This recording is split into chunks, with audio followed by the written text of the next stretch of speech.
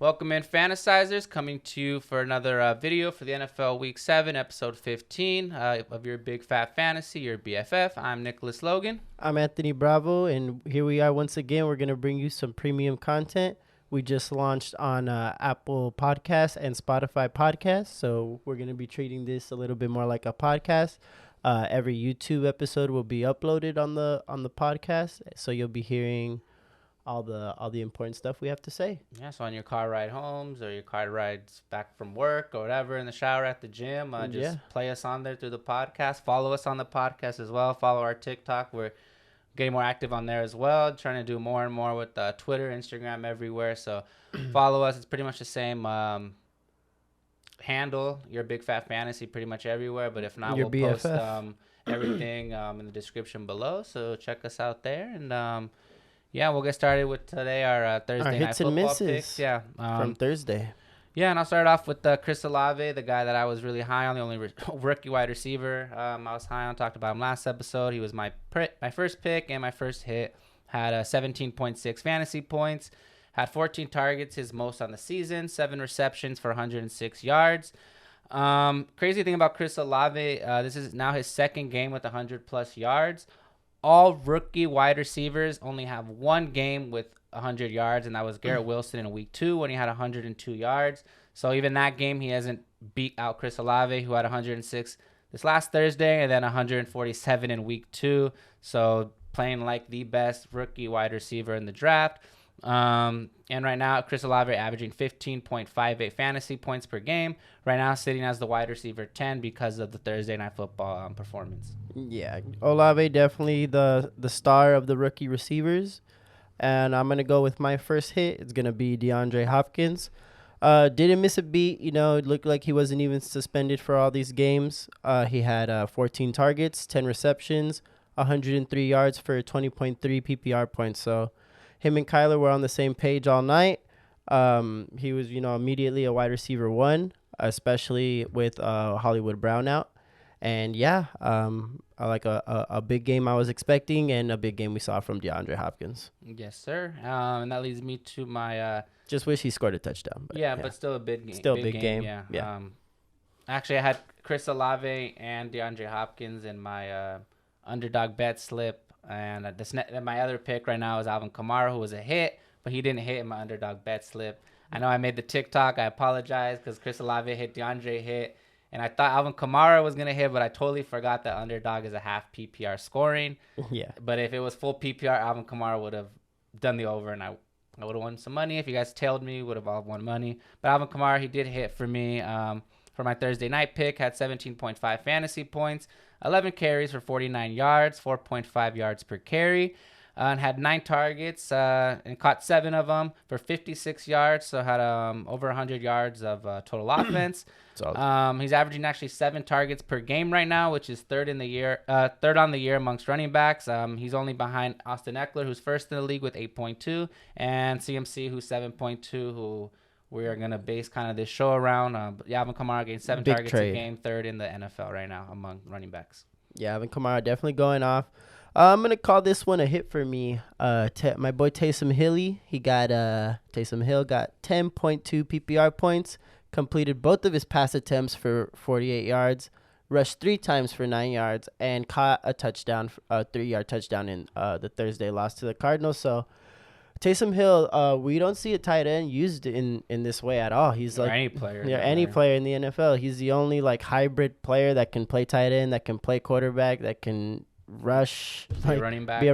Anything. Yeah, and then when he gets that hole as a quarterback, and he's gone. He's just too fast. Yeah, and he's big and strong. Yeah, he's like 6'5", so it's hard to stop a guy like that. Reminds me of the guy from Longest Yard, where he's like, "That's how a white man runs a football." That's Taysom Hill right there for sure. That's crazy, but Yeah, Taysom Hill, man. Like if said, you have him it's a in hit. best ball, I you're drafted him in a luck. lot in best You're ball in luck, just in case for those games that he might have a rushing touchdown or receiving touchdown, especially. I remember you telling me like I'm gonna draft a lot of Taysom Hill. You have a lot especially of Taysom Hill. Especially because I got him you get him in the last 2-3 rounds. You know, that's it's better than other receivers or running backs or quarterbacks are getting. Yeah, like, and a lot of guys aren't thinking like, oh, Taysom Hill, he's gonna be a quarterback. He's gonna be, he's gonna be everywhere. Gonna want to get him. People are just thinking he's gonna be, he's a tight end now. He's gonna be a tight end. So, but definitely a hit for Taysom Hill. If you had him in your tight end, 10 points isn't a lot for running back or receiver. Obviously not quarterback, but for a tight end, especially this year, that's enough points to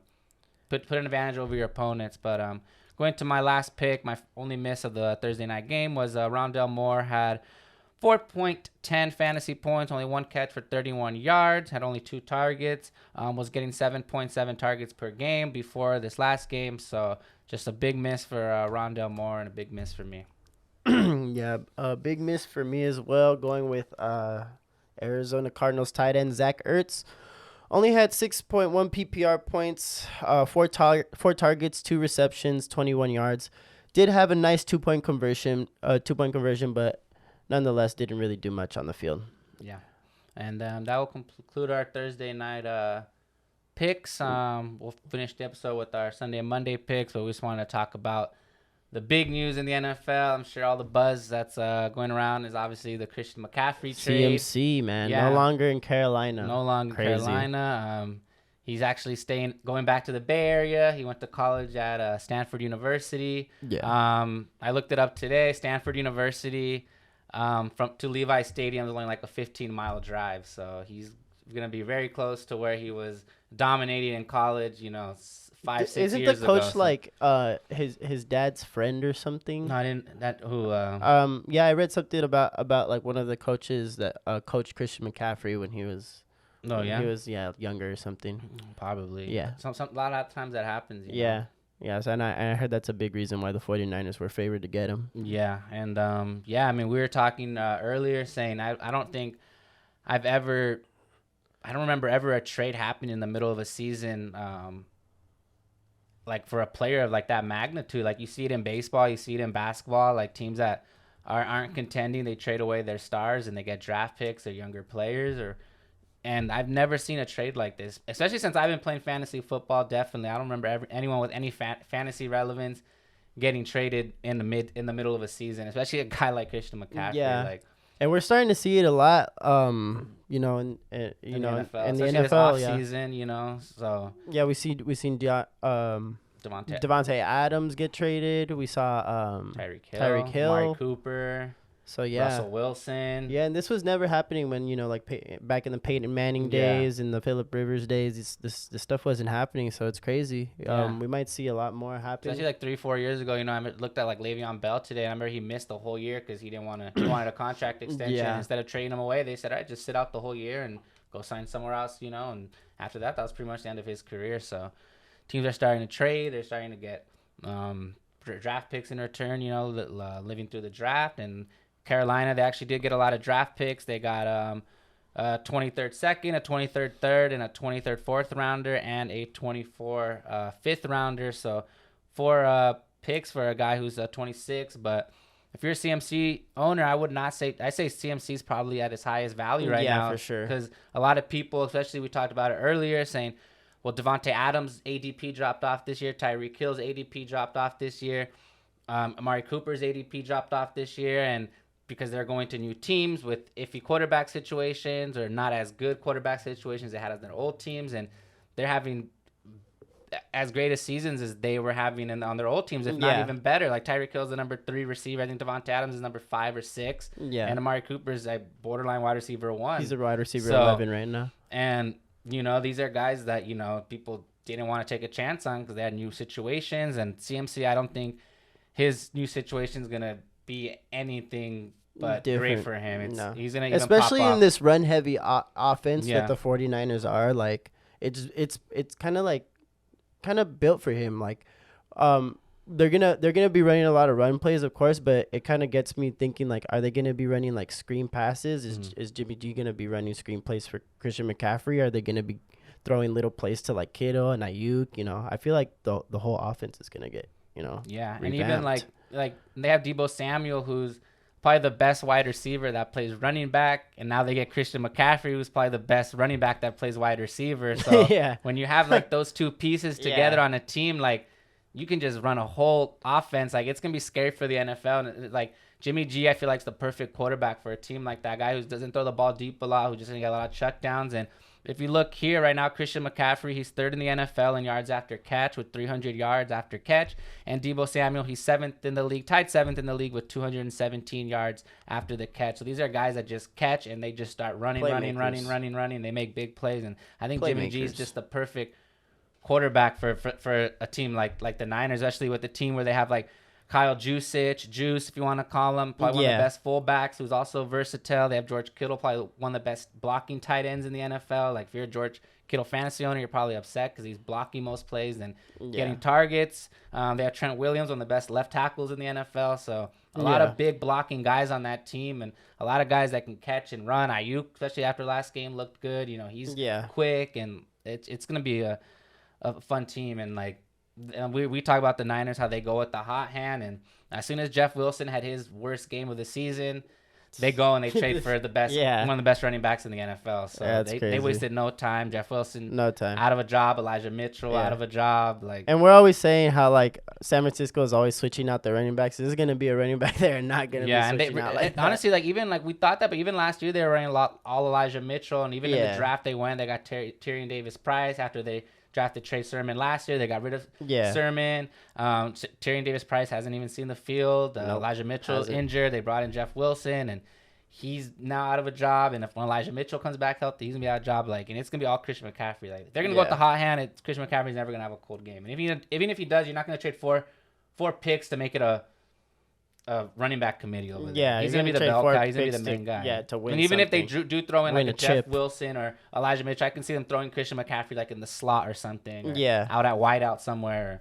And I was able to do a fact check on that fact I said earlier. So Christian McCaffrey is joining Kyle Shanahan, and Mike Shanahan, who is his dad, coached Christian McCaffrey's father, Ed. Oh, okay. That's what it was. So that's what it was, yeah. A big connection there. So you know that they're going to rely heavily on Christian McCaffrey. Else Daddy's going to have to make a call. But yeah, it's exciting times for if you're a Niners fan, a CMC owner, a Debo owner, any of those the offense is going to explode, I think. Yeah, dude. Yeah, I think so. Especially as good as their defense has been. It's just going to open up everything because they never had a wide receiver who's like this. They never had a receiver or running back who's like this, who can play wide receiver, who catches the ball so well, who can break tackles. He's like the best running back. Yeah, like you can get. Yeah, so exciting times there, and the only reason he's not like one running back one is because he was on the Panthers. So yeah, and he was still, I think, the number 3 running back right now. So and he should be able to blow up. And as bad as the Panthers' offense has been, which we talked about in our last show, especially, and I mean, he's gonna join a better offense with a better offensive-minded coach, especially. So and that just gets me. That just gets me worried about Elijah Mitchell owners such as myself. Like what are you gonna do if you have Elijah Mitchell in redraft? What are you gonna do if you have him in dynasty? My personal advice, like if you have him in redraft and you have a little bit of extra depth, go and trade yourself for a running back. Like maybe like a J.K. Dobbins. Yeah, someone you could stash. Someone you can stash. Yeah. Maybe Brian Robinson. Some guy who hasn't popped off yet. That's bound to pop off. So. Yeah. And even like a Tony Pollard, who we'll talk about in a bit, or someone Tony like Pollard. That who hasn't really popped off. So. Yeah, depending on how much depth you have, I say you definitely go and you find a replacement for Elijah Mitchell. If you're a dynasty owner of Elijah Mitchell, and he's like your running back too, it might be time to start rebuilding that running back room, brother. Yeah, start trying to trade some receivers and get some running backs, or just get some picks and draft next year, like the way the Panthers are gonna do too. And like, hey, I'm going through this, man. I'm going through this pain with you, Elijah Mitchell owner. Yeah. So and like take advice from the Panthers too. Like they went and they're like, all right, we're not contending. We're gonna trade our best running back. Like if you're playing dynasty leagues or obviously dynasty leagues, like if you have that one running back that people are asking about, just trade him away, get some draft picks. I know it's different than NFL, obviously, because with those draft picks you can get defensive players. And Yeah. obviously, you can get offensive linemen with those picks and positions that are, but start trading away like a Christian McCaffrey for a young rookie that hasn't done anything. Like you said, Brian Robinson, and maybe get some picks. Like, just start taking that advice. Like, sometimes you just got to suck it up like the Panthers and say, hey, we're not contending. Let's start building for the future. Yeah. Yeah, if you have an Elijah Mitchell in Dynasty, it hurts so much more, I feel like, because you draft this guy thinking he's gonna have, really high potential, and then one Christian McCaffrey trade happens, and then he's just a nobody anymore. Yeah. He's just a nobody now. And I was saying to you earlier, I'm like, the only people that, if you're an Elijah Mitchell owner, like, the only people you can probably convince to trade to is like a Christian McCaffrey owner right now. Like, someone at CMC, I would go hit his line, be like, hey, bro, Elijah Mitchell, CMC's kind of been injured last 2 years. Like, Elijah Mitchell's hit the handcuff now, and just only handcuff value. Take him for a second round pick or a third round pick or something. Just try to get something out of Elijah Mitchell for it's too late. So. But, try to trade him if you can. If you can't, you need a replacement for sure. Yeah, so. Definitely. But yeah, that's like what we just want to, of course, talk about the big news in the NFL, the CMC trade. But just like he's going back to the Bay, there are some big quarterbacks that are coming back this weekend. First off is Dak Prescott. He's coming back for his first game since week 1 where he injured his thumb. Fantasy upside, obviously, for the Dallas pass catchers is going to go up. Like, Cooper Rush did fantastic as, backup quarterback, won some games, only lost one game. So Michael Gallup and CeeDee Lamb should be able to benefit. Of course, CeeDee Lamb is a wide receiver 12, I think 13 now, since I said Chris Olave jumped in. But with Cooper Rush, when Dak comes back, he should be bouncing within the top 10, top 7-5 among receivers, I believe, especially if Gallup's there now. Dak Prescott didn't have Michael Gallup there in week 1, so it's going to open up the field for CD. And obviously, Dak is still one of the best quarterbacks in the NFL, and if not even in fantasy. Like, in both of our redraft leagues, Dak got dropped. I picked him up right away, and I just stashed him on IR, and now he's coming back this week. And hey, that's a 6th, 7th round pick that I was able just to draft him, picked him up for nothing. Just drop some backup player I had and just stash him on IR, and he's coming back, and he should take off and continue his QB1 status that he's had his whole career, except for the 1 year where he got injured, and even then he was a QB1 before that happened. So it's always nice when you can take advantage of someone's ignorant move like that. Even one of my friends, I forgot there was an IR. It's like, well, sorry. Well, I remember, that's why I picked him up. And another guy that I have rostered, another guy that if you have rostered, or if he's on waivers right now, or if you don't have a tight end, go pick up Dalton Schultz right now. He is going to be, I believe, as good as he was last year when he finished as a tight end 3. He's slacked it this year because Dak hasn't been on the field. Schultz did miss 2 games this year with some injuries, but he's healthy now. Dak's coming back. Like I said, Gallup's there, CD's there. It's going to be a whole bigger opportunity for Dalton Schultz. Yeah, everyone's ceiling just gets higher with Dak there. Yeah, exactly. So if Schultz is on waivers, like I said, if he's on, like, I'm starting him this week, and I've started him the last 2 weeks, and he's got the last 2 times he's put up 0 points for me, but I still kept him. I held on to him. I'm sure people have dropped him. People are looking to trade a very, very buy low candidate right now, Dalton Schultz.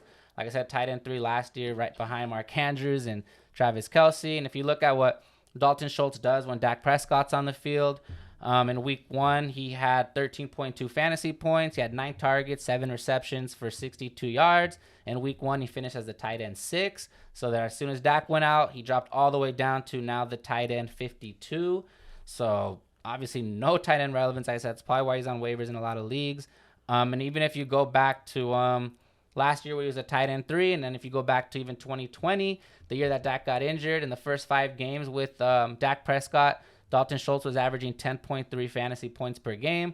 Once Dak went out and they were running with backups, Dalton Schultz went down to 8.6 fantasy points per game and still finished as a tight end 12 that year, based off obviously those first 5 weeks where he had that chemistry with Dak. So go get yourself Dalton Schultz, put him in your lineups this week, trade for him, pick him up, whatever you got to do.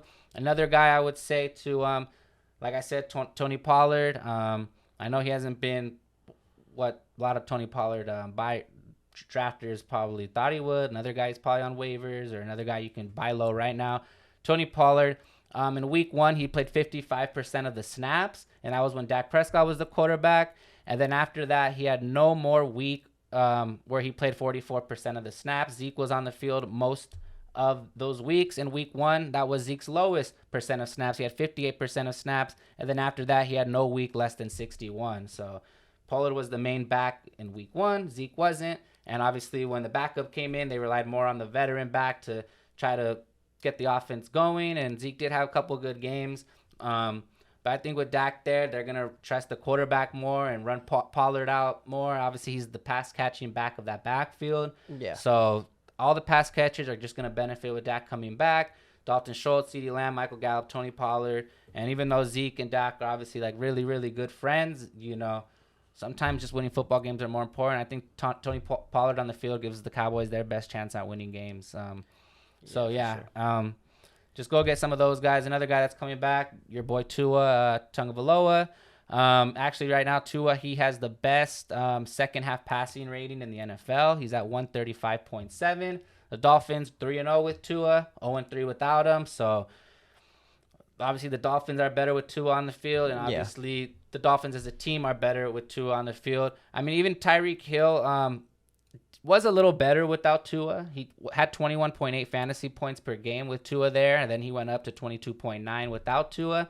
But Jalen Waddle is going to be the biggest has the biggest benefit, with Tua coming back. He was averaging 24.3 points with Tua. Without Tua, 9.4 points per game without Tua. Yeah, so he's definitely Tyreek Hill. A lot of times you see that with backup, they just rely on that wide receiver one. That's all they throw. Yeah.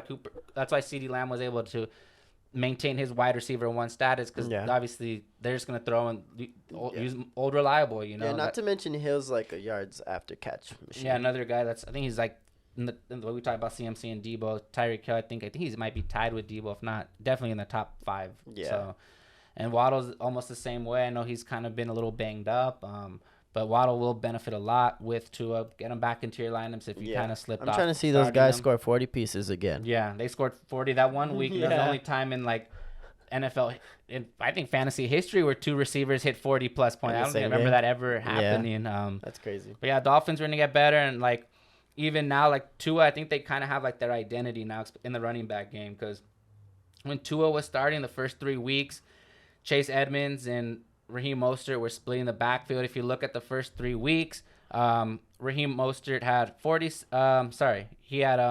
24 carries, Raheem Mostert, and Chase Edmonds had 23. So they were splitting the backfield. Without Tua on the field, Raheem Mostert has 47 carries, Chase Edmonds 8 carries. So now they know who their running back is. I know they paid Chase Edmonds a lot of money, but Mustard is that guy. Yeah, Mustard's the guy now. So now they obviously, now that they know who their quarterback's going to be, obviously they know it's Tua. Like I said, they weren't winning games with them, and they know Raheem Mostert's going to be that guy. So you get that stability in the backfield, you get that stability at quarterback, and your receivers are obviously one of the fastest, best duo in the league.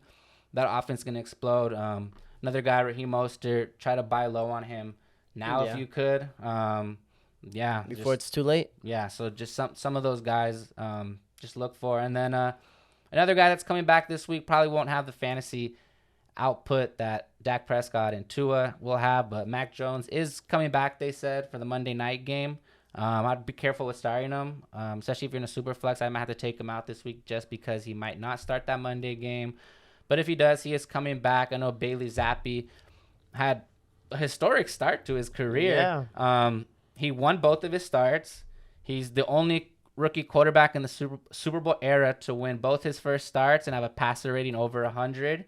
In both those starts, he had a perfect passer rating. It's crazy. And right now, he is the highest in the NFL in passer rating with a minimum of 70 pass attempts at 111.4 passer rating. So he looked good. We said it might be a Tom Brady, Drew Bledsoe situation where this rookie comes in and takes over, and we never hear from Mac Jones again, but they already said that they're still going to go back to Mac Jones, but all it takes is a couple bad games from him. Yeah, and then go it's back the Bailey on Zappi show. And even Mac Jones right now, 2 touchdowns to 5 interceptions. Bailey Zappi, 4 touchdowns to only 1 interception. So another team that now they have their identity. Obviously, Damian Harris is going to come back this week, but Bill Belichick did already say that Ramondre is going to be their third down every round. Yeah, their bell cow. So, and he's looked the part. He's had 2 great games without Harris there. So they kind of have their identity. Of course, the receiver situation is a little sticky. I know like Aguilar had one good game. Devontae Parker had a good game. Jacoby Myers might be their best option, but even like last week, like the rookie Tyquan Thornton had a really good game. I think he had like 2 touchdowns, 1 receiving, 1 Where's running. Kendrick Bourne at? I don't know. I looked him up today. He's played. He's still healthy, but they just don't use him like they were last year. It's crazy. Yeah. So Bailey Zappi and Mac Jones, obviously the receivers in New England don't really have any fantasy appeal. Maybe Jacoby Myers is like a flex, a second flex option, wide receiver 3 type guy, but yeah, so we'll see what happens there. But definitely Dak and Tua coming back makes the Dolphins and Cowboys and Dolphins a lot better. Mac Jones hopefully can get back to how he was his rookie year, where led him to the playoffs. So. Yeah, I hope those guys come back strong, man. I want to see CD drop 40 bombs. I want to see Waddle and Tyreek drop 40 bombs. I want to see all those guys succeed. So yeah, should be fun. And a lot of the guys, like I mentioned, are some buy low candidates right now. So yeah. For sure, some guys you can get in your fantasy leagues, on your fantasy teams, and help you win a fantasy chip. Yeah. So yeah, that's gonna conclude that segment. You want to go into our picks? Yeah, let's do it. All right, I'm gonna go with my first pick, Michael Pittman. I believe I've picked him once on this show and he didn't hit, so I'm gonna predict him to hit this time. Yeah, that was for a Thursday night game. Night game. So he's going against Tennessee. Coming off a monster game against Jacksonville, had 13 receptions, 134 yards for 26.4 PPR points. Tennessee actually faced the Colts in Week 4 and held Michael Pittman to 6.1 PPR points. So I think that week I picked Michael Pittman. So. Yeah, and I believe he was on the field 10% less than he was last week. So. He'll be hopefully on the field for 99% of the snaps this game, and hopefully we see him go off against the Tennessee Titans for a revenge game. Yeah, and they are a lot better when he's on the field. Matt Ryan just had his best game of his career. Yeah. Or not career, but of the season. Jonathan Taylor's coming back, so we'll see what happens. My first pick's going to be Jalen Waddle, the guy I just talked about. Still the wide receiver 7 right now. We talked about the points per game with Tua and without Tua, so Tua's coming back. Jalen Waddle should have a big game, especially against the Steelers defense that is last in the league against wide receivers. They're allowing 45.26 points per game to wide receivers. So like you said, maybe this is a chance for Waddle to hit that 40. And yeah, we'll see. I know I picked 2 wide receivers. I picked Chris Godwin last week against the Steelers, and he had a good game. So I'm going to pick – I feel like every week I'm going to pick a receiver against the Steelers defense at this point. Yeah. It's kind of hard not to pick a receiver against that defense. So that's going to bring me to my second pick. It's going to be Kenneth Walker going against my LA Chargers. Had 97 yards, 1 touchdown last game. He's a potential breakout candidate. 69% snap percentage against Arizona. And the Los Angeles Chargers are in the bottom 23 in rush yards allowed per game. So, I'm predicting Kenneth Walker to have a big game against my Chargers. Yeah. That'll lead me to my next pick. I'll pick a running back as well. Probably agree my sleeper pick, I guess you can say, it's going to be Kenyon Drake, coming off his best game of the season. Had 19.7 fantasy points last game. Should be the main backfield out of that Baltimore Ravens team with J.K. Dobbins out for the next 4 to 6 weeks. Yeah. Out of the backfield, he should be the main guy out that backfield. Like I said, Dobbins is out. Kenyon Drake, with the game he had last week, should be the running back to roster to start. If he's still on waivers, pick him up now. Last week had 119 yards on 10 carries, 11.9 yards per carry, and he found the end zone. This week he is facing a Browns team that is 4th worst in the league against the run. They're allowing 28.27 points per game to running backs. And just a little funny, crazy stat that I saw about Kenyon Drake. Last week, it was week 6. He had 19.7 fantasy points that week.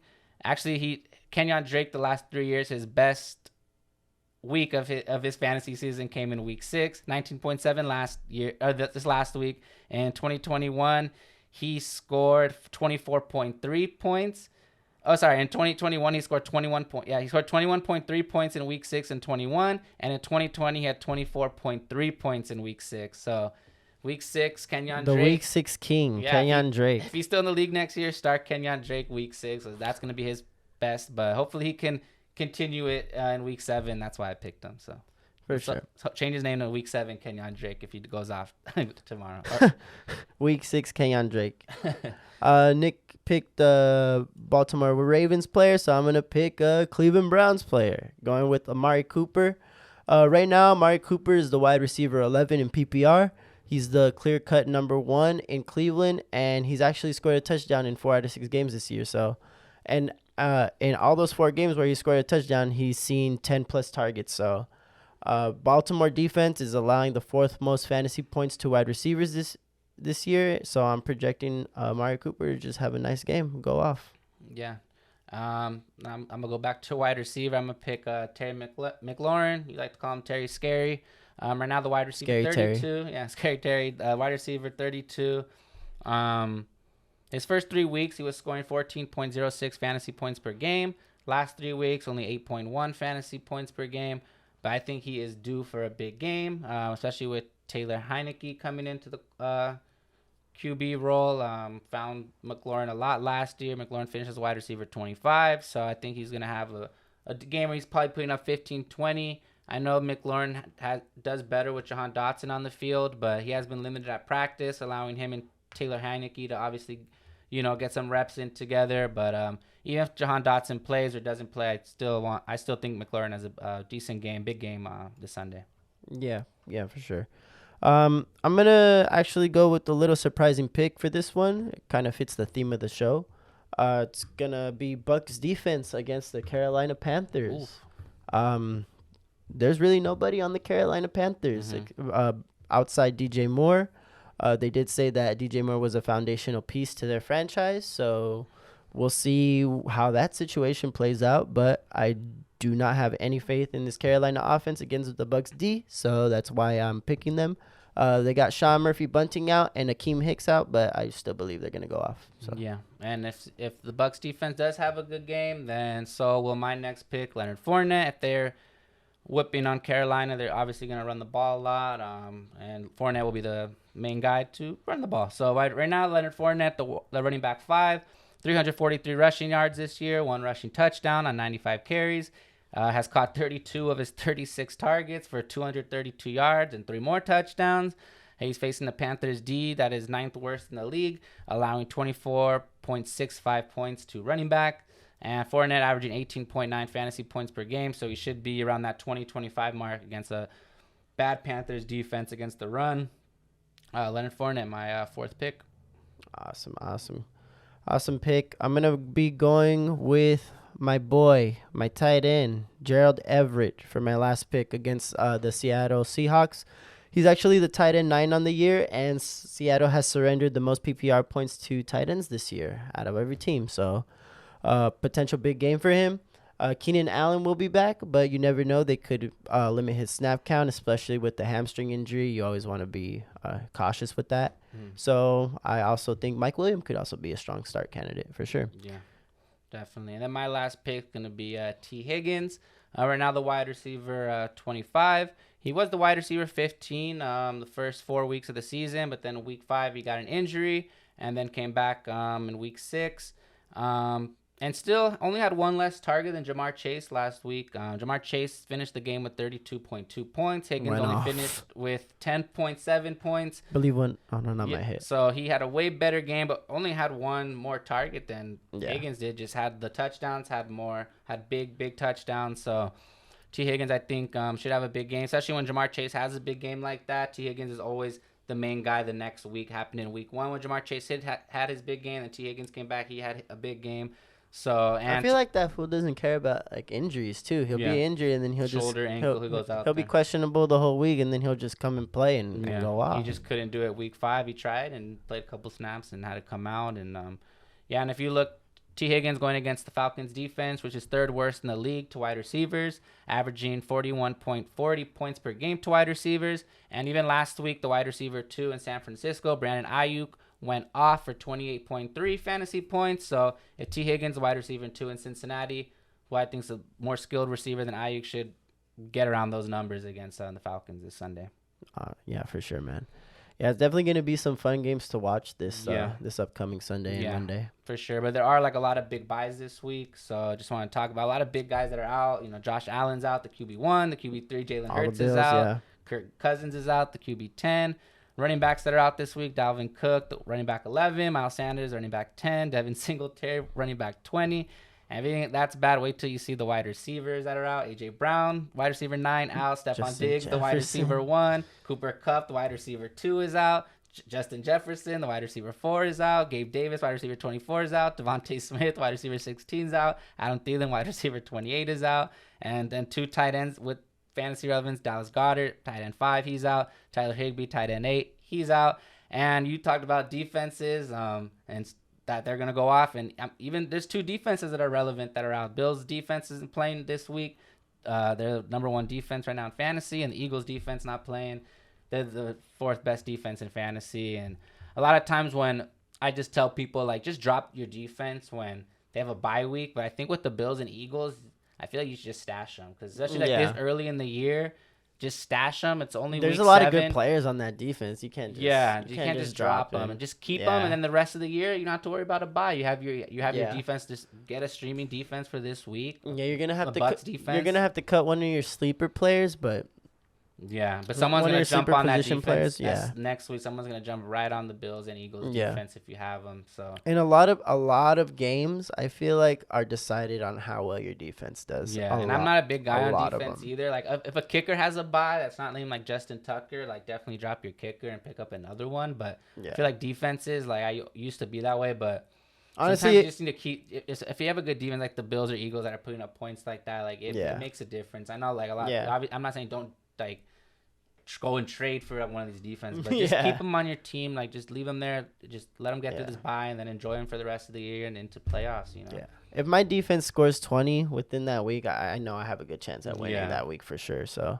Yeah. If you have a good defense like the Bills or the Eagles, you definitely don't want to drop them for sure. Yeah. So don't drop any of the other players, the tight ends, wide receivers, running backs, quarterbacks. Don't have to mention that, but just now's your time to dive into your bench. Obviously, I named a lot of notable players. Might be the biggest bye week for fantasy managers because there's a lot of relevant players. A lot of QB ones, running back ones, wide receiver, tight end ones that are out this week, and wide receiver 2s that are out this week. So if Jimmy G's on your waiver wire, you better go pick him up right now. Yeah, pick him up, or go pick up like a Matt Ryan, or go pick up a Kenyon Drake, or whoever. Go pick up I don't know, just a streamer right now. Because if you went with the no quarterback method, and your team is good at wide receiver, running back, tight end, and Jimmy G could be the key to your championship. They could be scoring a lot of.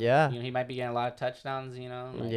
Might not throw for a lot of yards, but doesn't turn the ball over that much. And so right now, especially with his new weapon, go pick up some waivers. Don't go on and trade any of these guys because they're on a bye. Just get past this bye week. It's a big bye week for a lot of people. I have a lot of these players on my team. Important week for a lot of people. I know one of my teams had to rest like four guys this week that are playing. So just go out there and look who's on the waiver. Start getting some streamers. Check those injury reports. Check if there's a running back out or receiver out that this wide receiver can benefit off of, and like a Wan'Dale Robinson we talked about. Maybe like a DJ Dallas. Could see some touches behind Kenneth Walker. Yeah, so just anyone that you can just start looking for streaming guys, or just start using your bench if you have that depth now. But that'll conclude episode 15. We're on episode 15, but it's going to be the second episode for the podcast. Yeah, so check us out there. And then, good luck this week. Good luck. Hope you guys win. Hope our advice helps you out. And, we'll catch you on... Wednesday? Tuesday or Wednesday. Wednesday or Thursday, yeah. Wednesday or Thursday, yeah. But we'll keep you guys updated. Like I said, follow all of our social medias and our podcast in the description below. Like, comment, subscribe. You know the deal. Still trying to give away that jersey. Yep. 200 subscribers. We're at like 64, I believe, right now. So just try to help us get there and help you guys grow. get a jersey too. Help us grow, and we'll help you get a jersey. Yeah. So thank you again. Good luck week 7, and we'll see you on the next one. Good luck week 7. Goodbye, everyone. Goodbye.